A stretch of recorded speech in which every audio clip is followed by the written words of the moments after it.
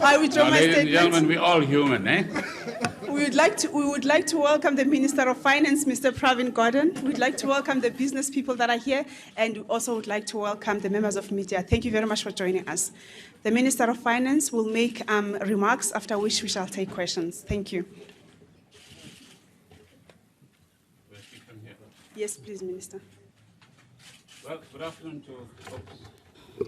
Where's DG? Other transfer will join us. Yeah, I've got it.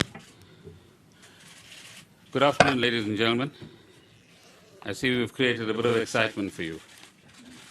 But thank you very much for accepting our invitation to this press conference. I'm going to read a statement, emphasize a few things, and then be available for a few questions from yourselves. The introductions have been made, but let me thank the Governor and the Deputy Governor of the Reserve Bank for making themselves available. And to my new colleague, the Deputy Minister, Jonas, he says he's to my right politically, although I thought in the early 90s I educated him to be on my left, but I don't know what happened along the way. And of course, the hardworking DG of the National Treasury. I returned to a portfolio that was assigned to me for 5 years between 2009 and 2014, as you know. I've been associated in one way or another with the finance family for almost 2 decades, and I'm relatively familiar, as you would know, with the terrain that we have to work with and its many challenges. The facts about the developments that took place last week and the response of the financial markets are well known. Our currency fell, the stock market dropped by 2.94%, bond yields shot up by over 150 basis points. But at the same time, it's fascinating that when a Monday morning comes along, all those numbers have changed in a very positive sense, and we'll share some of those numbers with you in a moment. Our government is very acutely aware of the financial impact this has had on those who are invested in the economy. As President Zuma indicated, when a decision triggers developments such as we saw last week, a democratic government has a duty to listen and respond appropriately. I am therefore privileged to address you today.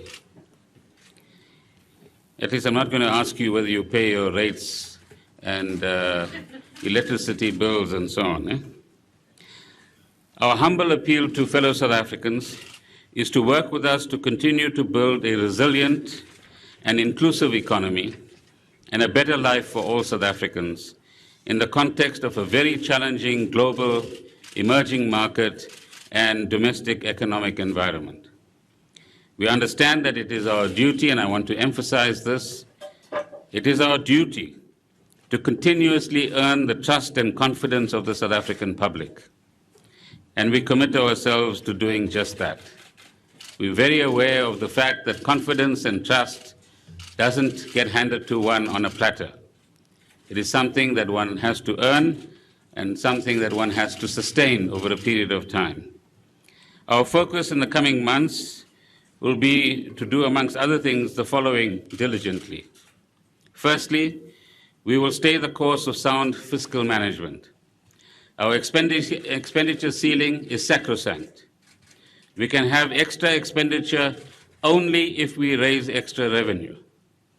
We will unreservedly continue our fiscal consolidation process, and we will stabilize our debt in the medium term. If needs be, we will accelerate this by either cutting spending or making selective changes to tax policy. Similarly, any revenue-raising opportunity will be considered very carefully to ensure that it does not damage growth or affect the poor negatively. In this regard, I want to be very clear. As a government, we will not cut pro-poor programs, growth-inducing programs, and investment in the economy. Instead, we will seek to increase investment by the 2017 budget. We are going to redouble our efforts to ensure efficiency of expenditure across the public service. New measures are being put in place to contribute to reducing corruption and enhancing transparency, and these will be complemented by stern enforcement by the relevant agencies. We have been clear that one of the risks of our fiscal framework is the financial state of state-owned entities or companies. Let me emphasize that any support to these companies will be done in a fiscally sustainable manner. As President Zuma said, and I quote, "No state-owned entity will dictate to government how it should be assisted, and nothing will be done that runs contrary to the fiscal prudence that our country is renowned for." Close quote. While many are in a strong financial position, that's these SOEs or SOCs, the performance of others has weakened. Work has therefore begun to develop a uniform legislative framework to regulate state-owned companies. We cannot avoid the necessity of wide-ranging reforms that will put them on a sustainable financial footing and where good governance is non-negotiable. Government is committed to strengthening the link between policy formulation, budgeting, implementation, and the monitoring of performance. And in this regard, we will work very closely with Minister Hadebe's department, the Department of Performance Monitoring and Evaluation. Coming to the financial sector, working with the Reserve Bank, we are going to intensify and accelerate the pace of financial sector reforms, which will be underpinned by the Financial Sector Regulation Bill. Ladies and gentlemen, a stable financial sector is central for oiling the real sector of the economy. As a caring government, we fully appreciate that our duty is to protect all those who are invested in our economy. We will always act to protect the pensions invested in our bonds, equities, and other forms of stocks. One of the strengths of our country is a strong and modern private sector, in whose hands rests about 80% of our economy. We are going to intensify our cooperation and partnerships with the private sector to improve investment in our economy so that we can achieve higher rates of inclusive growth and job creation. South Africa has a solid history of sound macroeconomic policy management. Since the dawn of democracy, our government has advanced policies that are meant to address inequality, reduce poverty and unemployment, and the numbers indicate that quite adequately. We recognize that to do this, we need faster and more inclusive growth and job creation. A growing economy creates work opportunities, and 5.4 million South Africans need work. A growing economy delivers tax revenues, which we need to finance various programs of the state and to effect redistribution so that we can reduce inequality and poverty.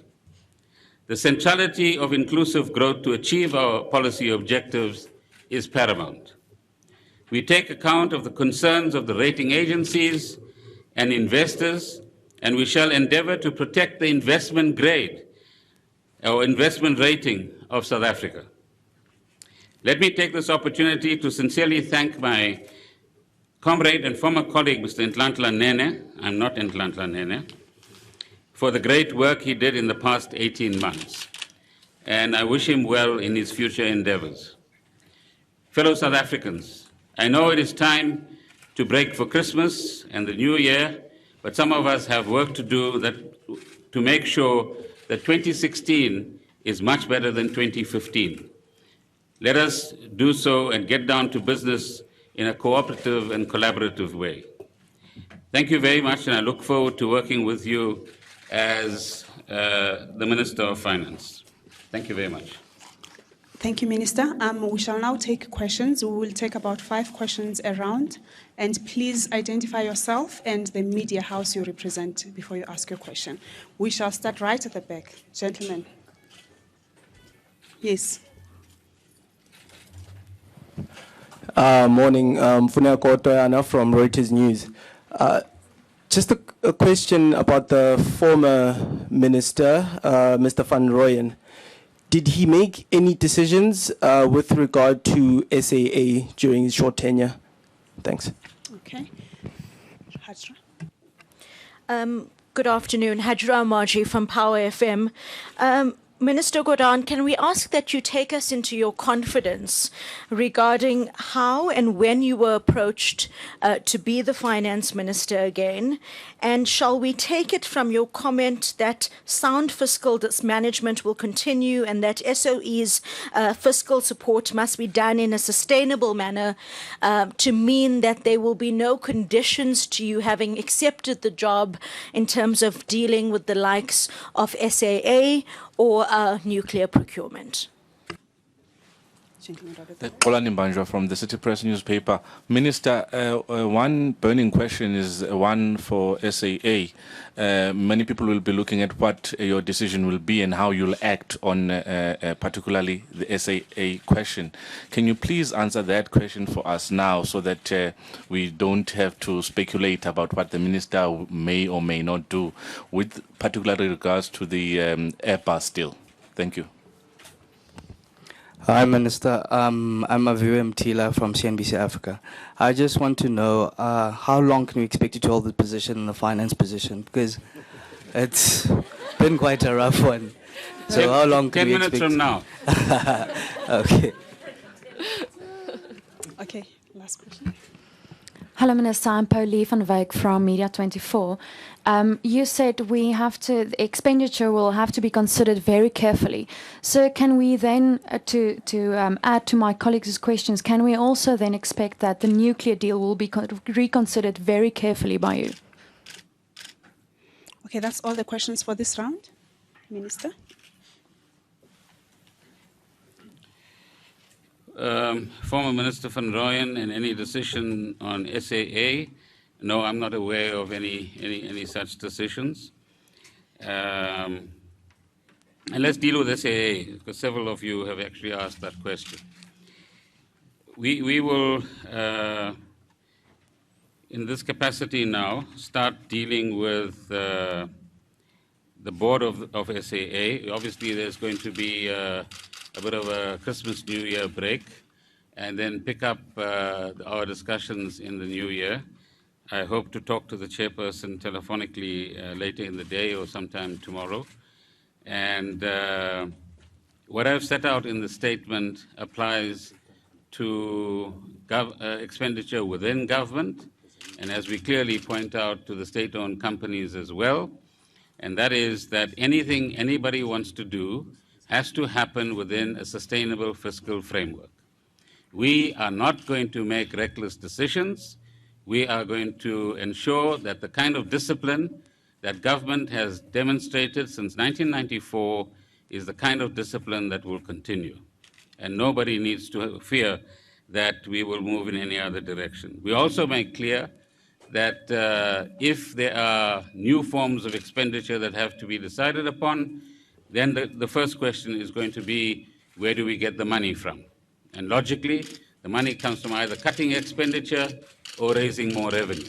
You can raise more revenue by greater efficiency or by introducing laws or rules which will block loopholes that have been utilized by both individuals and companies, or by increasing taxes. So there's various options that we have. Each of them will be considered very carefully before we have the budget late in February. Then, when was I approached for the job? Now, that is between the President and myself, and that question doesn't really help any of you, does it? But I was approached over this weekend, clearly, and then had to consult with my family, and we thought we were going to retire quietly one of these days, but all of you have given me more work to do. But we'll do the best that we can, as we've been public servants for a long, long time. Sound fiscal management in SOE, I think with both the statement and what I've said have addressed that question. And we're really serious when we say good governance is non-negotiable.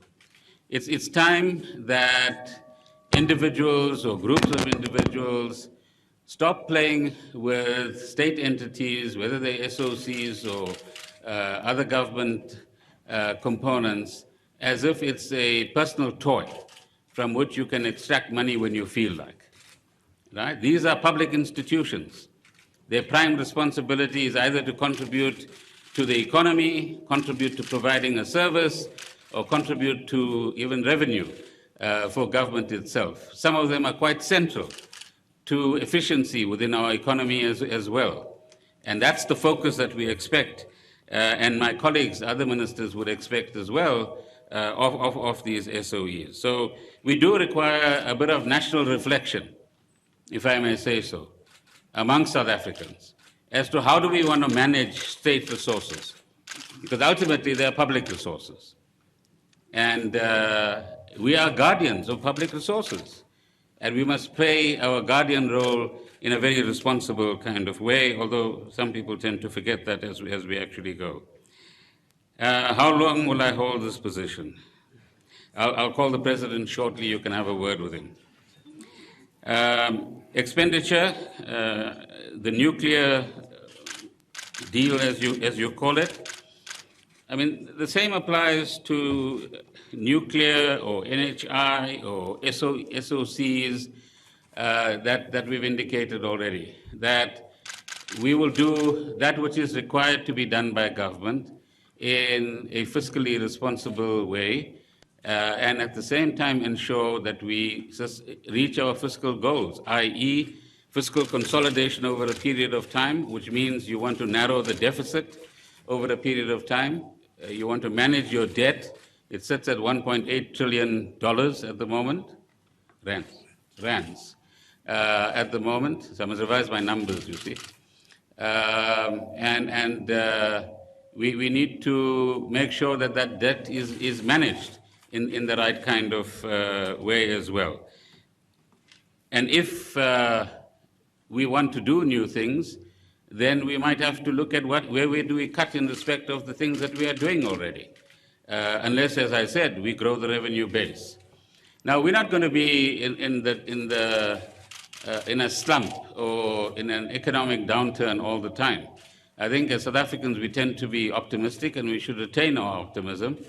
And government, over time, and by the time the State of the Nation address is given by the President, will indicate further measures that we're going to take, both as government but also involving other stakeholders in society, in order to make sure that we reach the kind of goals that we have, begin to reach out to the 5% growth that the NDP talks about, start creating jobs for our young people and giving them hope, which is absolutely crucial as well.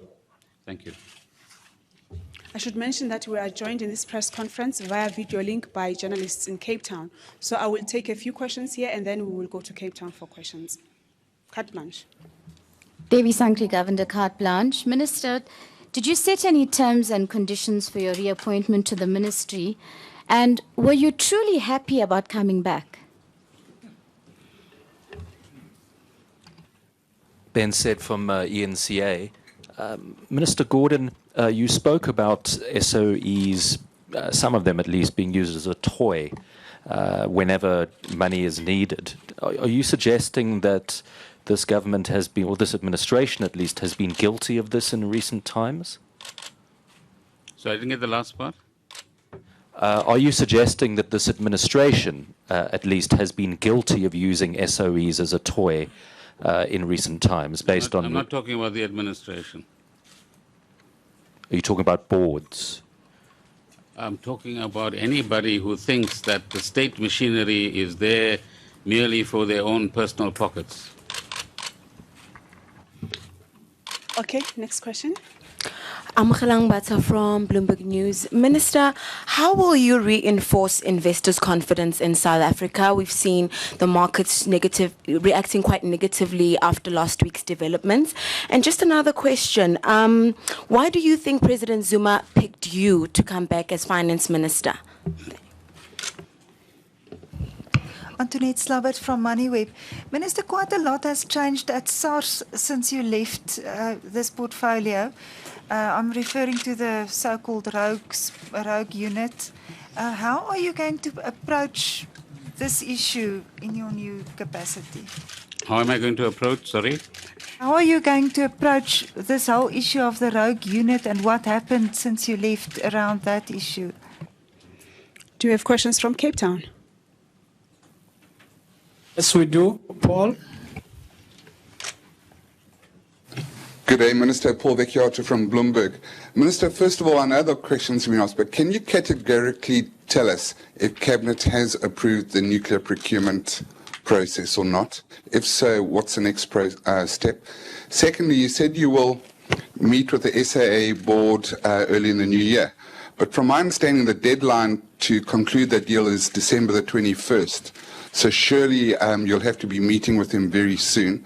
And then thirdly, are you going to be meeting with a financial sector, particularly the Johannesburg Stock Exchange and the banks, to give them some kind of briefing or hold discussions about the next steps? Thank you.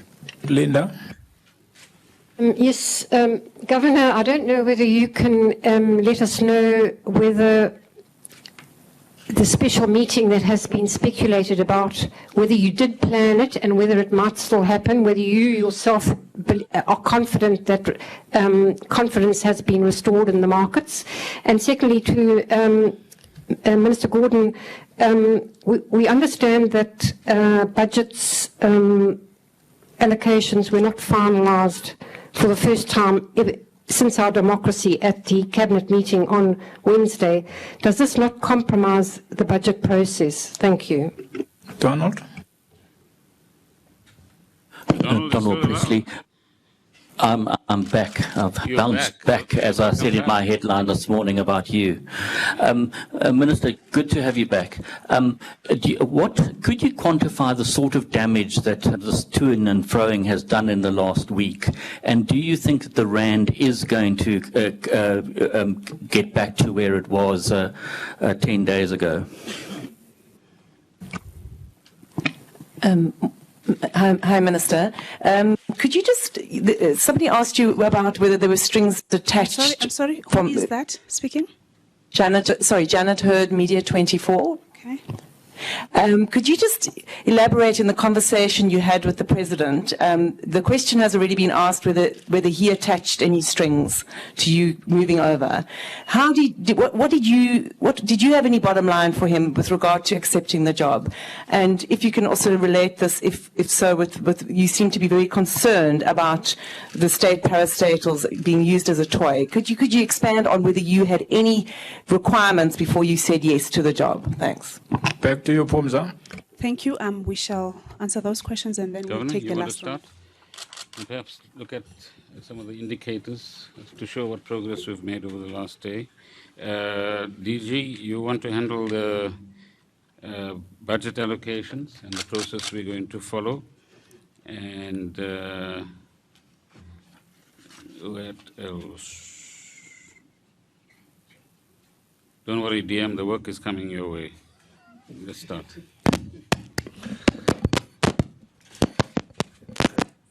Linda, I don't know what where the speculation for a special MPC comes from. We announce in advance when we are going to hold the MPCs. And when this speculation came during the week, we made it clear that an MPC meeting is scheduled for January and that we will stick to the calendar of meetings for next year. From where we're sitting, we saw no purpose in calling a special MPC meeting. I think that when there is uncertainty and panic, it's important for policymakers to bring a semblance of sanity to the market. And historically, we have not toyed around with the calling of special MPC. The exception was 2008.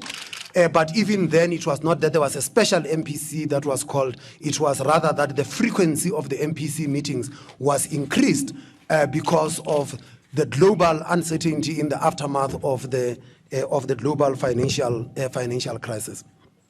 I think that care must also be exercised in analyzing the impact of the events of the recent while. Firstly, we must understand that this thing took place at a time that you have got very thin liquidity in the markets, both in the foreign exchange markets, in the bond markets, and in the equities markets. We must accept that lots of South Africans, including the traders, would have naturally been on holiday. So any reactions from the financial markets then gets pronounced because of that lack of liquidity. We did see adjustments that were taking place in the forex markets, and we saw the JSE wipe off some 169 billion rand from market capitalization. We saw the bond market wiping some 52 billion rands worth of market capitalization. And one thing is that prices continued to be quoted in the market. The market continued to trade, which is testimony to our deep and liquid financial markets, that they could withstand a shock of this magnitude.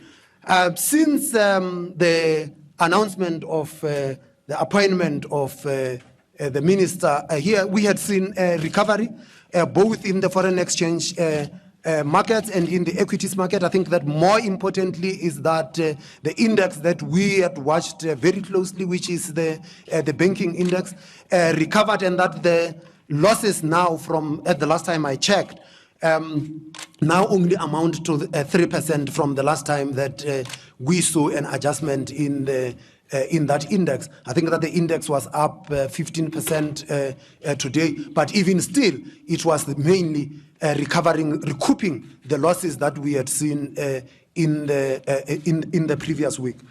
Any outlook then for the currency in that period? I think that besides the lack of liquidity during this period, or rather the fact that you have got thin liquidity during December, there is this other event that is taking place across the Atlantic, which would also have an impact not just on the rand, but it would lead to a realignment of exchange rates globally. I'm referring to the meeting of the FOMC that is to take place during the course of this week. It is going to affect exchange rates and the realignment thereof on a global basis. Yeah, go ahead. Thank you very much. On the budget process, I mean, our budget process is very well established, as most of you would be familiar with it.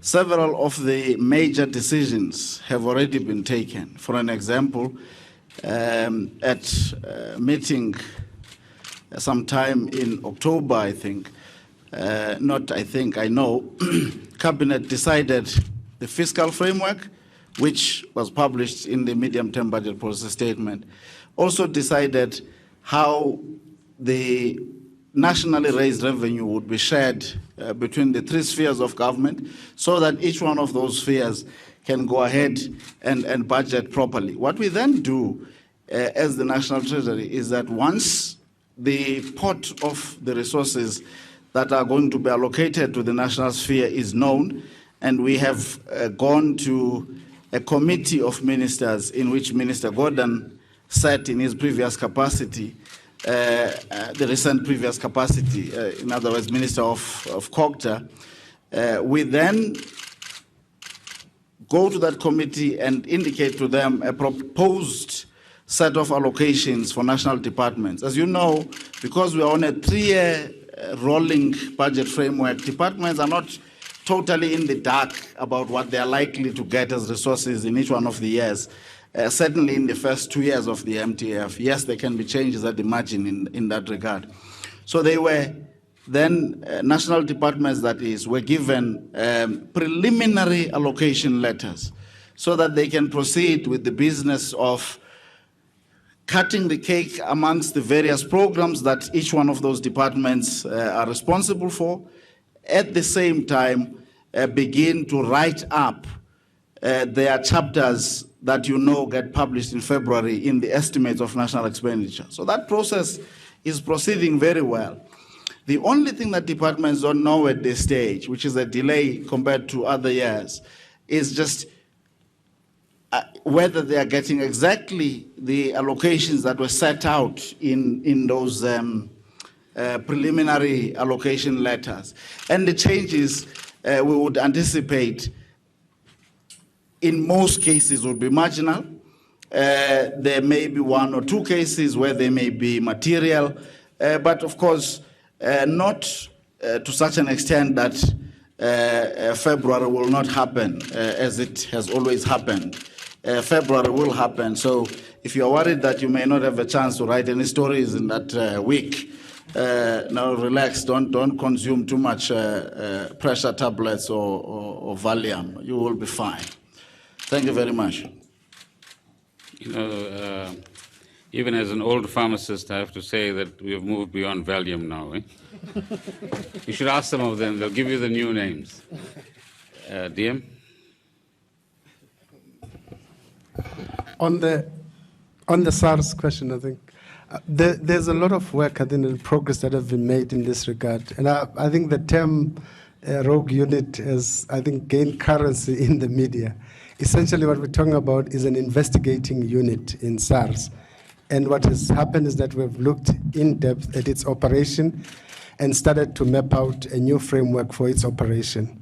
And that work is far advanced. And I must also add, I think, is that our primary focus is stabilizing SARS and ensuring that we sustain its image so that it focuses on its primary function, which is revenue collection. And actually, the unit, any revenue agency will always have investigative capacity. And how do you structure that, and how do you ensure that it is capable enough to perform that function? That work is far advanced, and we are almost at concluding that process now. Somebody else has mentioned me some numbers which the governor might have mentioned. Equity markets have retraced about 75% of their losses. Currency markets retraced about 50% of their losses. So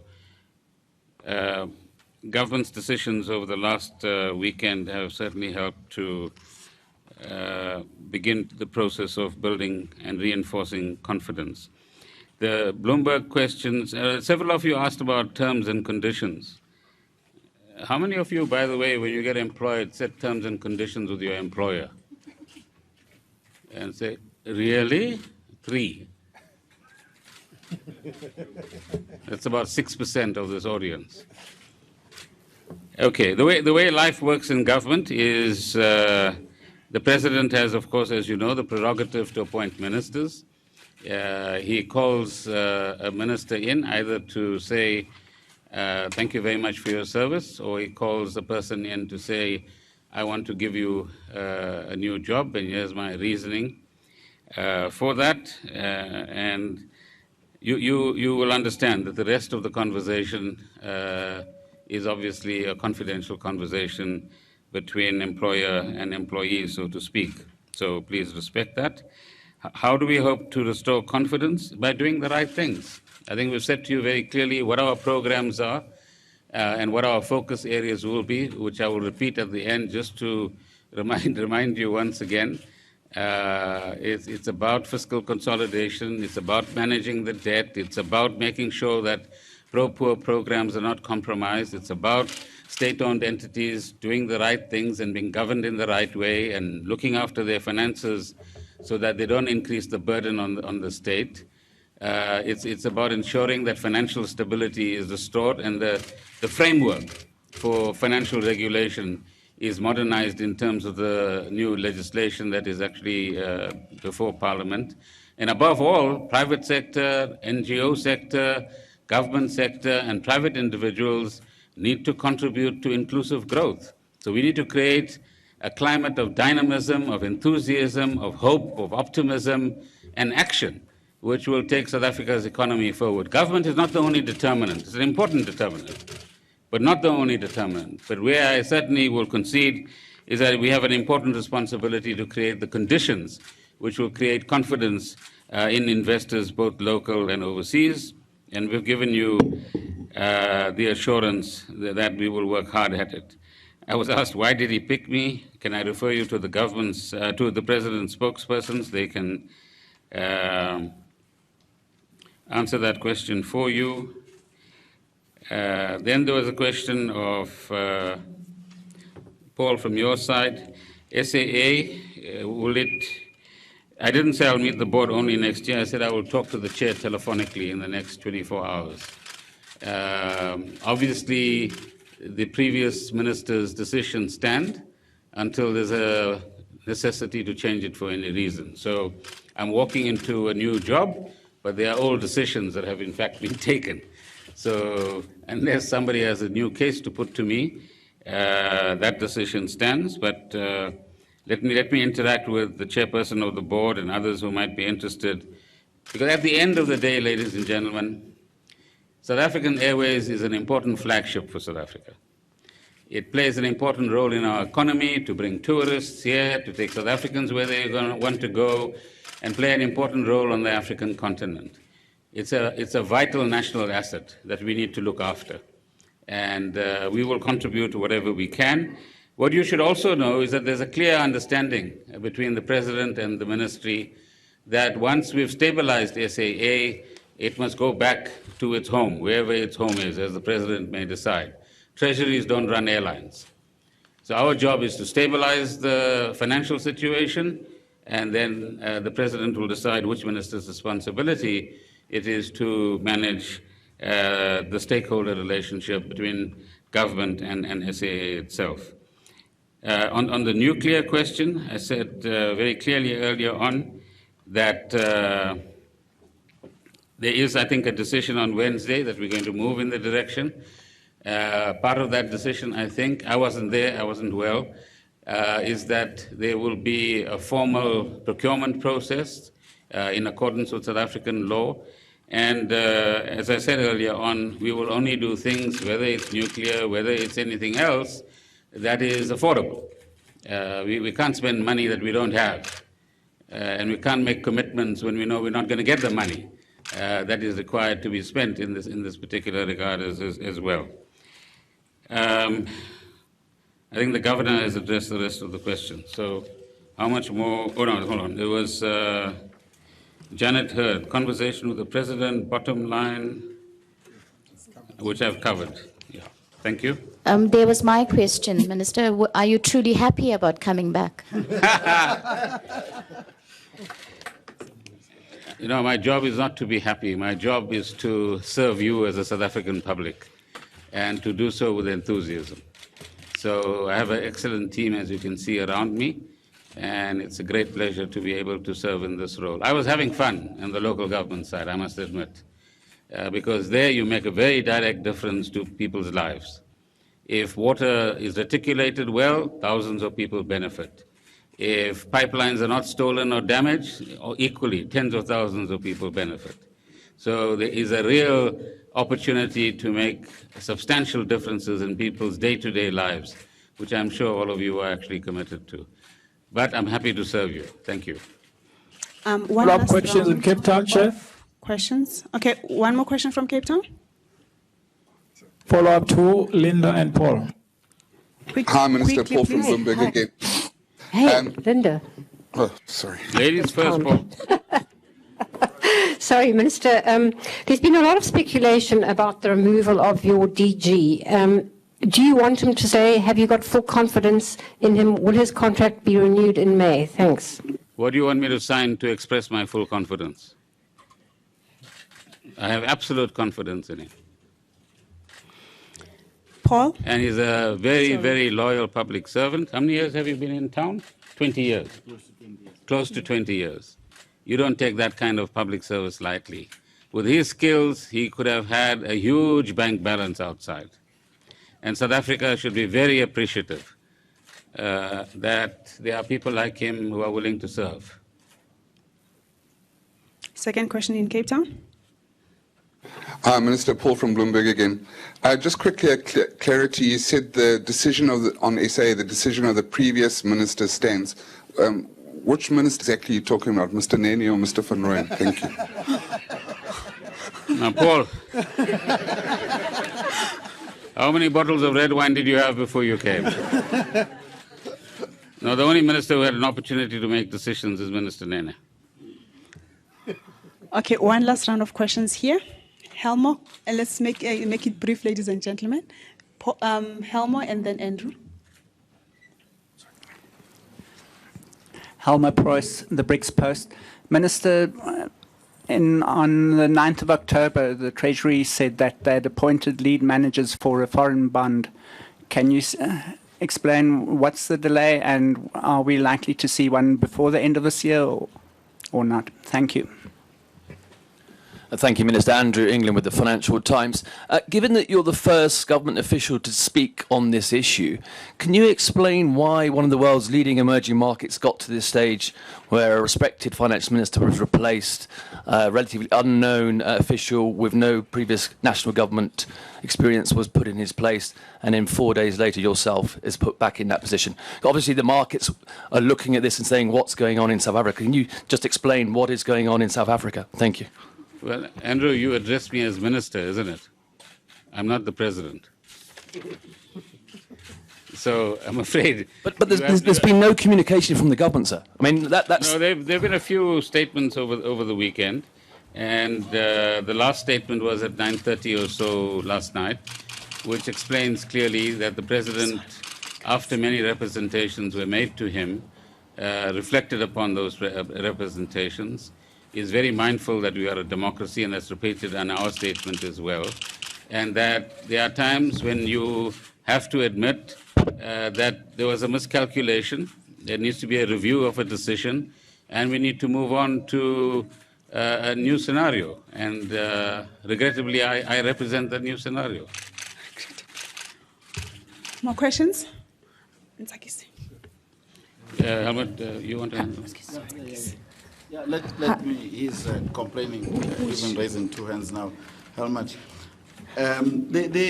what we do, is it working this thing? Yeah, it is working. What we have done over several years, and thanks to the governor and those who came before me in different roles, by the way, because he and I succeeded each other in 2 roles in the Treasury, is that we do routinely 2 road shows a year, and we are very clear in the last 4 or 5 years, we don't normally do a road show necessarily to place a bond. We just do the updates, and then we look for the right time in the market to place a bond. This has been made particularly convenient for us recently because the market is very much aware of the South African credit, so we don't have to necessarily strike whilst they remember what we've told them. They follow the story very well and so on. Now, but also added to that is the fact that we keep cash in foreign currency assisted by the SARS, so that if market conditions at any stage are such that we don't think we would get the best deal at any given time, we don't have the pressure because foreign currency denominated spending commitments are falling due before we've placed the bond.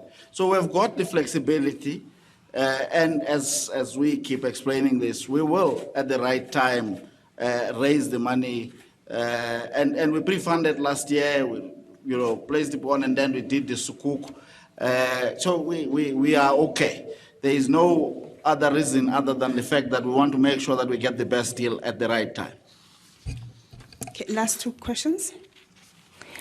Good afternoon. My name is Nzakis Mashanganyi from Business Day.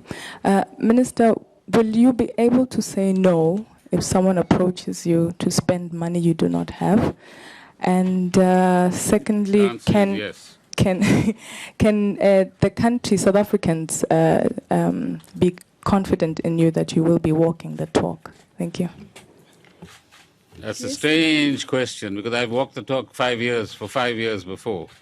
So if you want to talk about cost cutting, go to the October 2013 MTBPS and the announcements made there. Memories are short in South Africa, particularly it seems with journalists because of the pressure of information. I got to find some excuse for you. So many of the things we're talking about today were initiated in those 5 years, where we had to spend in the initial years so that we don't impose what is now called austerity in Europe on South Africans because we had the space to do so. We then started a process of fiscal consolidation then, again without hurting ourselves. We then said, hey, the economy is still not bouncing back like some other economies in the world. We now need to constrain expenditure in government. And the cost-cutting measures started there. I think Minister Nene has taken it a step forward, and we will have to take it yet another step forward. Unless we start growing the economy, and unless we start creating more jobs, and unless we start getting more revenue, those are the prerequisites for us to spend on any other basis. And we have to then prove our credibility, as we have learned last year, to those that lend us money, to prove to them that we are worthy creditors, and that South Africa can be trusted to pay its money back. Ben said from the eNCA again. As things stand from where you see it, Minister. Sorry, we cannot hear you, sorry. Can you hear me now? That's better. Ben said from the eNCA again. As things stand at the moment, Minister, with where we are sitting from a financial point of view, can South Africa right now commit to spending hundreds of billions of rands on nuclear energy?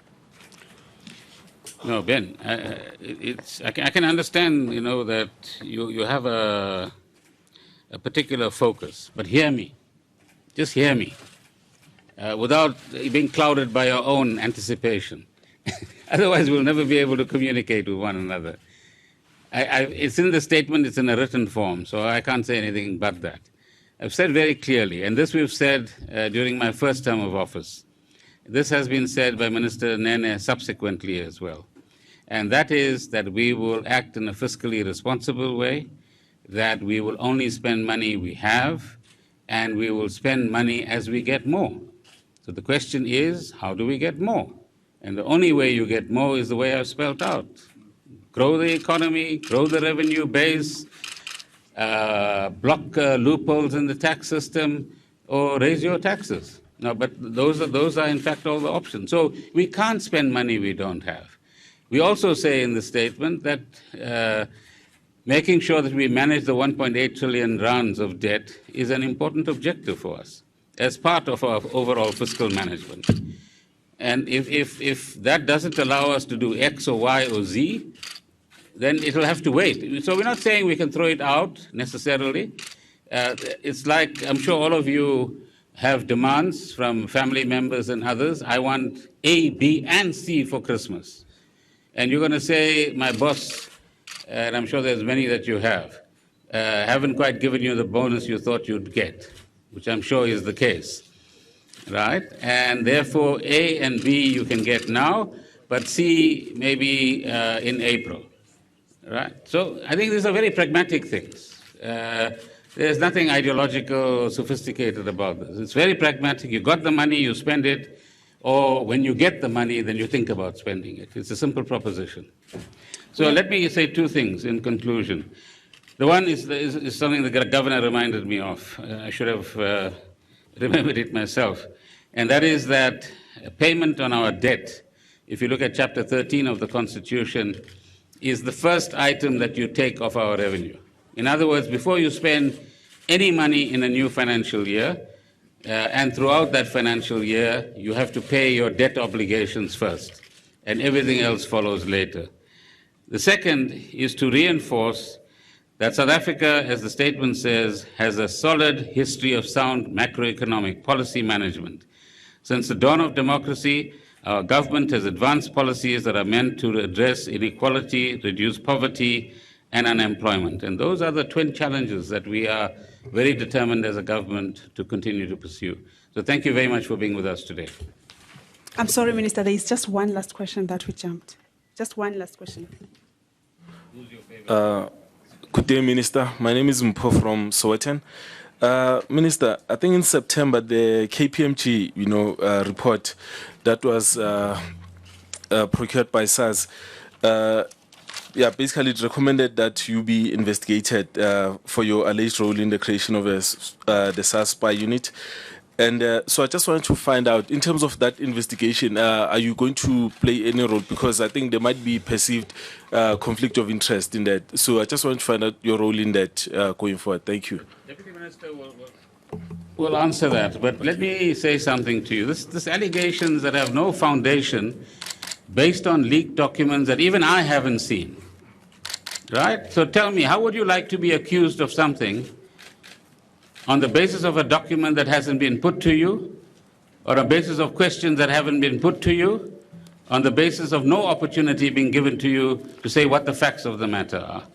So one thing I would like to request to you as objective journalists is stop reporting on rumors and cooking up things. Where is this mysterious report? And KPMG's got a cheek to say he doesn't know anything about it, according to what I read, but he should have known. Wow. I thought forensic people are supposed to come up with facts. What does this say about the reputation of KPMG? But he can answer. Okay, thank you very much, Minister. Can I say a couple of things? I mean, probably two things. The first is that the KPMG report remains a draft. There is no final report. And there is a process of responding to all the issues that they have raised, both in terms of the content and the structure of the report and what to do with the report in any case. That process is going on. Until that process is finalized and there's a sign-off by both the client, which is SARS, and Treasury, we can actually have a final report. That's in the first instance. The second part is that the report, as we understand it from Treasury perspective, was designed to look at the institutional capability of SARS and to actually pick up all the problems areas within SARS and try to make propositions on strengthening those. And that's ultimately what will be reflected in the final report. And that we have not reached that stage, unfortunately. Thanks. Thank you. Let me add something. You know, many of you might not have been around in the 2000s in your current capacities, let me put it that way. But building an institution like SARS and building public confidence in an institution like SARS and completely changing the tax compliance culture in South Africa, which in the late 90s used to be celebrated at Braai's. What did you do to duck tax this year? Right? To one who said, I think it's my national duty to pay tax. Took a huge effort on the part of 14,000 people and millions of South Africans who placed their confidence in the system, and led by Minister Manuel at the time. Now, one of the things South Africans shouldn't be too gleeful about and should be worried about is when a crucial institution like a tax administration is going to be damaged reputationally or institutionally. There's many books available at your local bookshop which indicate the absolute importance of building sound democratic institutions. Don't play with state institutions, because at the end of the day, it's not the current generation that suffers only. In an institution like SARS or Treasury or the Reserve Bank or other similar institutions, you affect generations to come. You affect generations to come. We are in a position today to pay social grants that we do because of the fiscal space that was created both by the growth in the economy and the change in tax administration and tax compliance in the 2000s. Go back to that period. Took a lot of hard work to get there. So we should all collectively defend the integrity of these institutions and be very careful about spreading unsubstantiated rumors. Thank you.